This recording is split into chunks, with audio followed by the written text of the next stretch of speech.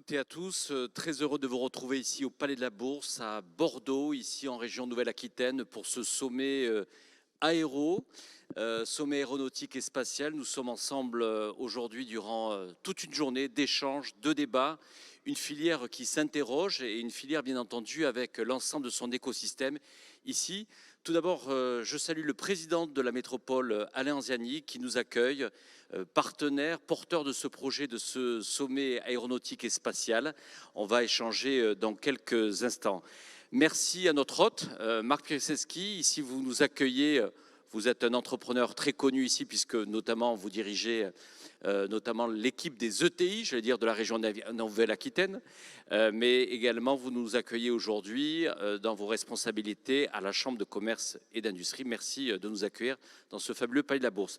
Et puis bien sûr, Gilles Fonblanc, le patron du BAS, ici, dans le territoire de Bordeaux Métropole et de la région. Le BAS, bien sûr, je rappelle, c'est vraiment tous les acteurs qui se retrouvent derrière cette bannière qui est justement le prolongement, on va dire, du GIFAS ici, dans la région Nouvelle-Aquitaine. Bien, moi, je vais être votre géo, votre gentil organisateur pour cette journée. Alors, je vais vous partager juste quelques informations pratiques.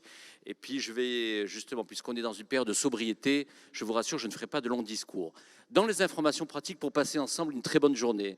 Tout d'abord, si vous voulez avoir une visibilité sur le programme, vous avez des QR codes un peu partout dans la salle. Développement durable l'exige.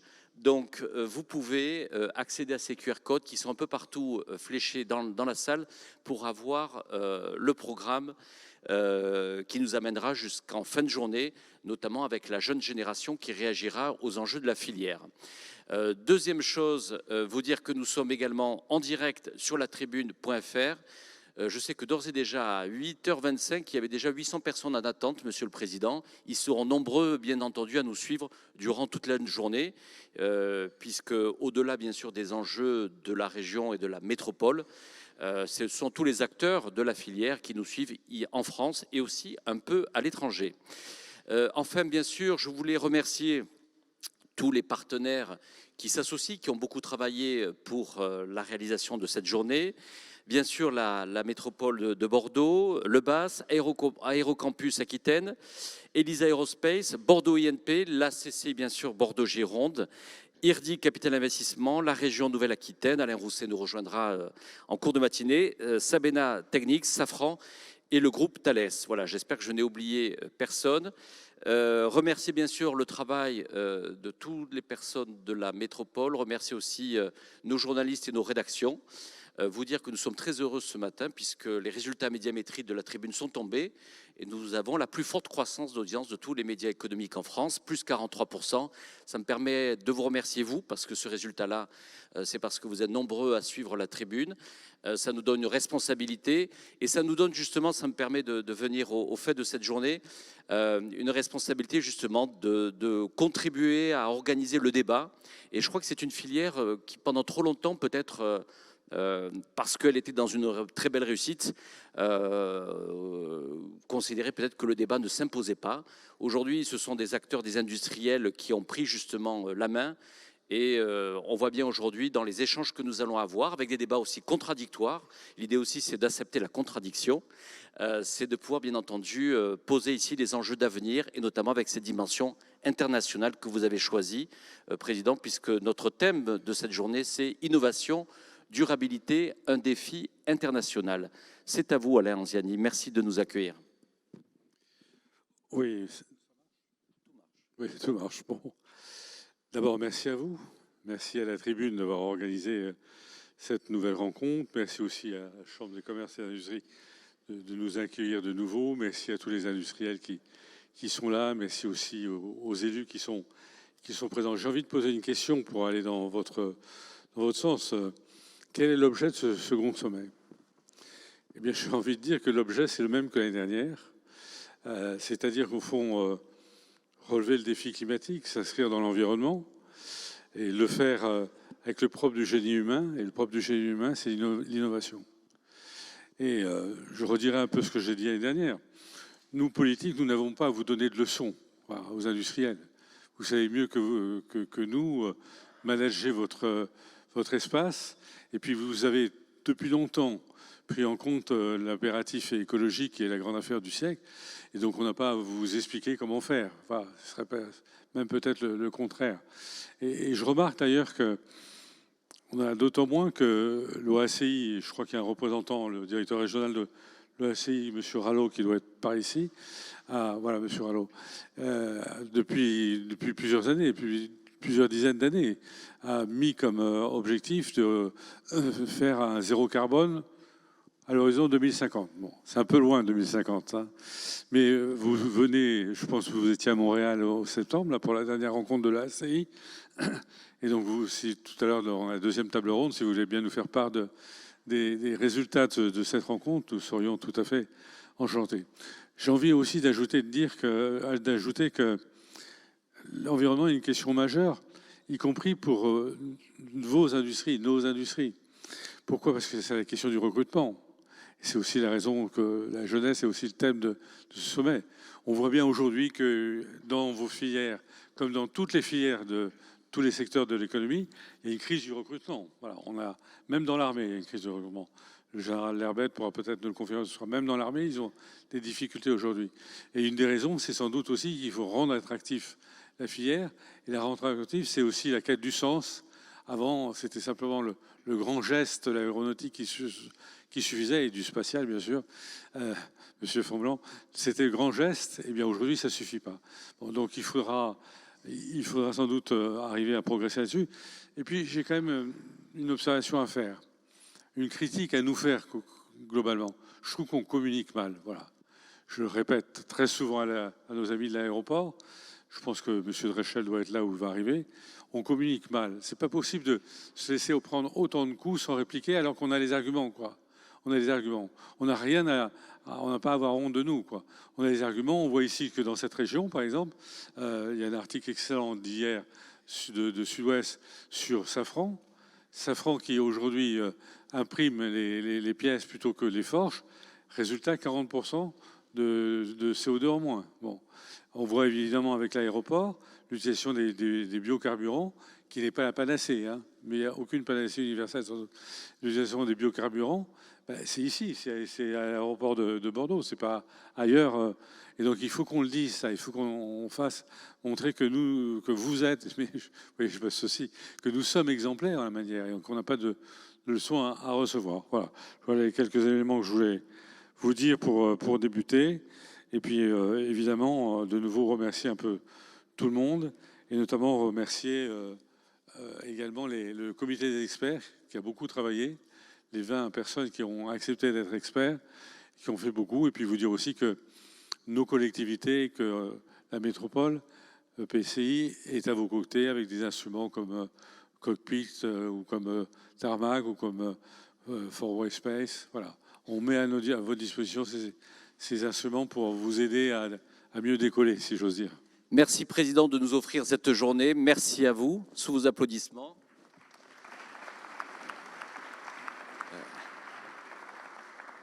Avant de laisser la parole à Marc Priaski qui nous accueille ici, peut-être en effet vous l'avez signalé, cette année pour la première fois il a été mis en place un comité scientifique, vous l'avez souhaité justement, qui a mêlé à la fois des industriels, des chercheurs, et je tenais à remercier Francis Massé et Marc Samarnet, bien entendu tous les journalistes de la tribune ici du bureau de Bordeaux, je pense à Pierre Cheminade, qui ont suivi, qui ont fait ce travail-là avec notamment les industriels, les écoles.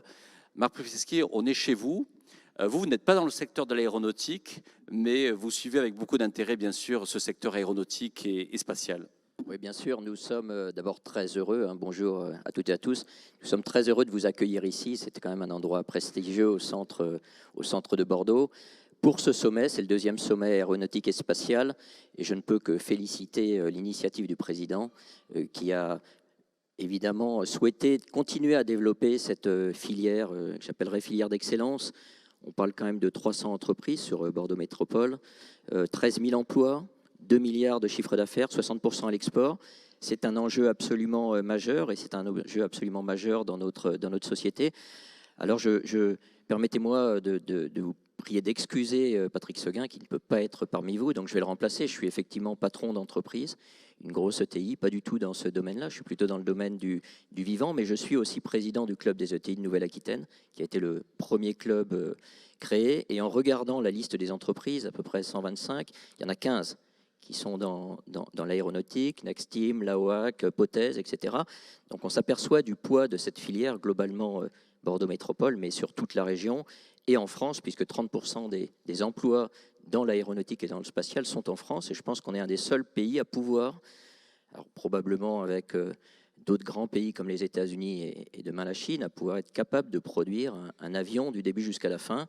Je dirais fort de notre histoire avec tous ces grands pionniers qui nous ont fait rêver. Donc on a un savoir-faire et on est face à un challenge majeur qui est d'ailleurs le même qu'ont toutes les entreprises aujourd'hui. Comment décarboner? Ce qui est intéressant aujourd'hui, c'est que d'abord on a une contrainte énergétique, les coûts. La filière de l'aéronautique a déjà pris à bras le corps cette problématique et d'ailleurs ça a mené à des succès concurrentiels avec la 320 Neo. Donc je pense qu'il y a des choses très intéressantes, sauf que l'enjeu aujourd'hui, c'est non seulement de décarboner nos process en tant qu'entreprise, on le fait sur le scope 1 et 2, le 3 c'est un peu plus compliqué, mais c'est d'aller plus loin et d'essayer de développer un avion vert.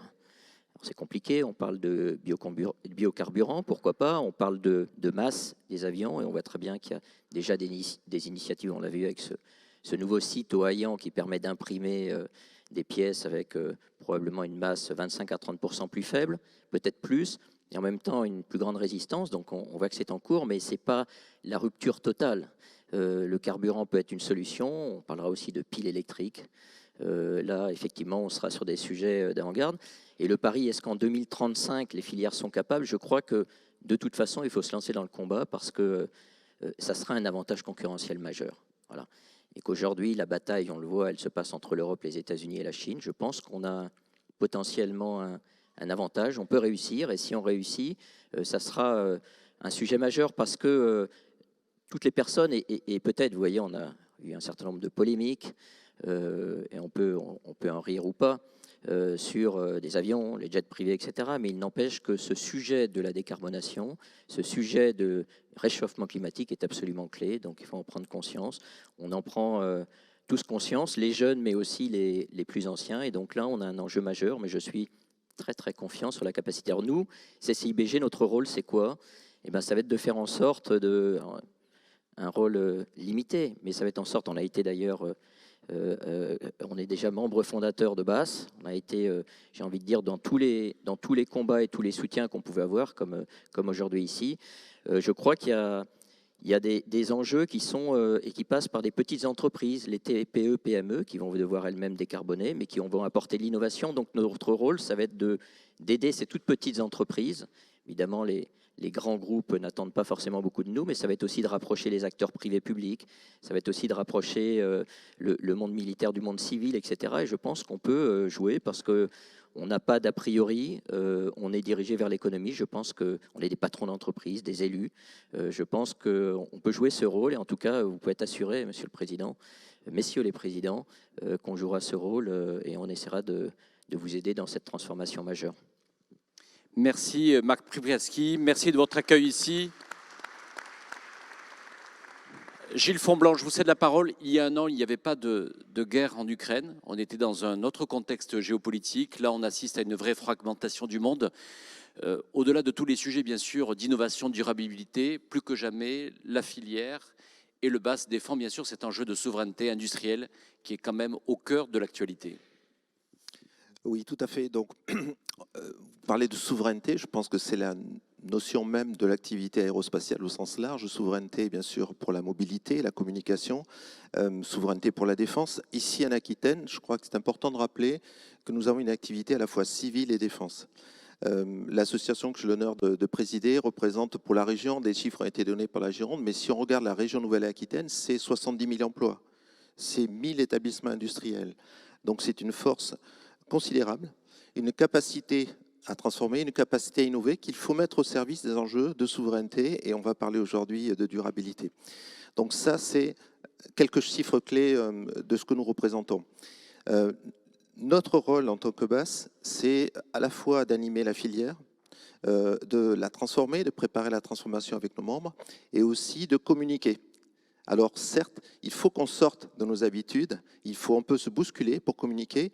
Il ne s'agit pas d'expliquer que tout est bien, que tout est parfait, mais avoir l'humilité comme aujourd'hui de dire voilà ce qui a été fait, voilà ce qu'on met sur la table, voilà nos engagements et voilà ce qu'il nous reste à faire. Moi, j'aimerais parler de l'ADN de notre association, l'ADN des équipes, des milliers de femmes et d'hommes qui travaillent dans le domaine de l'aérospatial. Leur ADN, c'est l'innovation. L'innovation, c'est fondamental.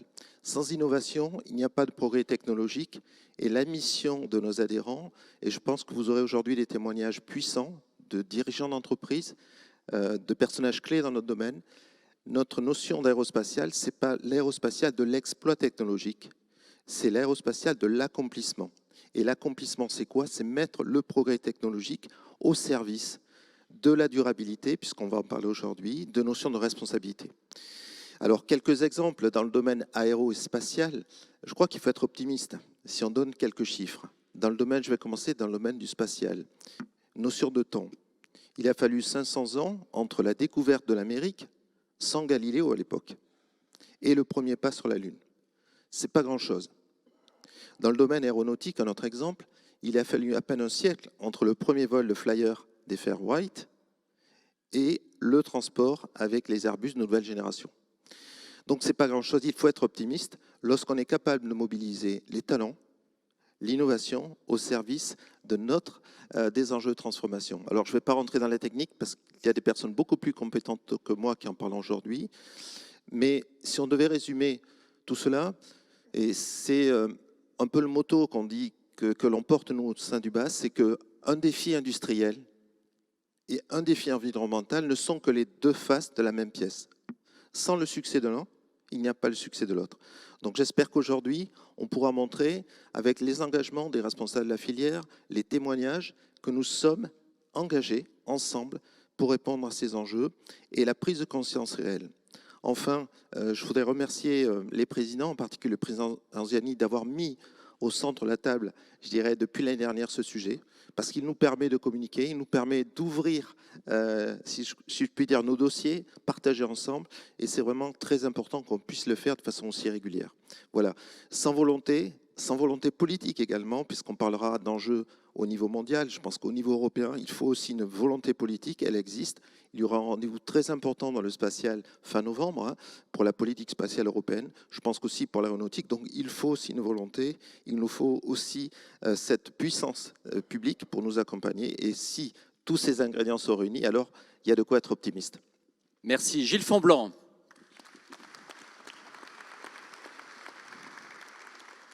Une dernière chose, j'ai dit que j'étais votre géo, président, votre gentil organisateur aujourd'hui. Donc, à noter à l'agenda, puisque vous le savez, l'année prochaine, j'ai vu dans la salle tout à l'heure Émeric Darcimol, qui doit être par là, c'est le retour du Bourget, bien sûr, et donc Bordeaux Métropole et tous les industriels, le BAS, seront bien sûr présents. C'est un rendez-vous important, justement, dans un contexte international qui amène justement encore plus à défendre notre souveraineté industrielle. Tout ça pour dire que le Bourget démarrera, vous le savez, le 19 juin cette année. Mais dès le vendredi, la Tribune organisera le Paris Air Forum à la Mutualité. Je voulais vous partager cette information, ce qui veut dire qu'avec justement tous les acteurs, les industriels, le GIFAS, le vendredi, on va poursuivre ces réflexions et ce débat et nous aurons le plaisir, Monsieur le Président, vous avez déjà accueilli, à ce que véritablement la voix de la métropole de Bordeaux soit forte et présente. Donc notez dans vos agendas le vendredi 16 juin. Voilà, comme ça ensuite vous restez le week-end à Paris et vous attaquez le Salon du Bourget le lundi matin.